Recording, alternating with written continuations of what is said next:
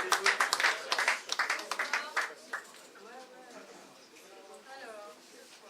hors sujet.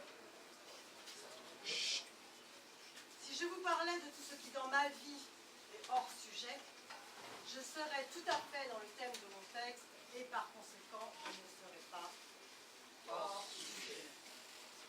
Je ne parlerai donc pas du tyran tutélaire qui, lorsque j'étais enfant, m'invitait à justifier mes faux pas d'un, je ne vois pas de rapport, me catapultant d'emblée hors sujet.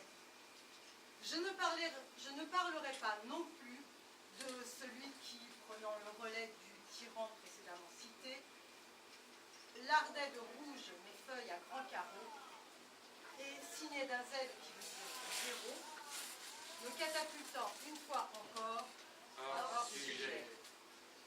Devrais-je alors vous parler de Sérendip, devenu au détour d'un conte le berceau de cette sagacité accidentelle qui redonne un peu d'espoir en mettant à l'honneur la providence de ce qui, de prime abord, pouvait paraître hors sujet.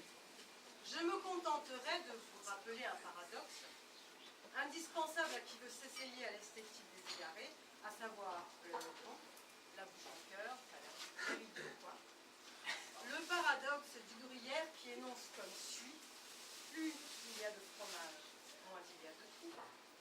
Or, plus il y a de trous, vous en conviendrez, moins il y a de fromage. Ce qui nous amène à cette assertion: plus il y a de fromage, moins il y a de trous. Si vous y perdez votre savoir et vos certitudes, je vous offre cette formule à la syntaxe du sujet littéralement renversé: ignorante suis-je, hors sujet. Un jour.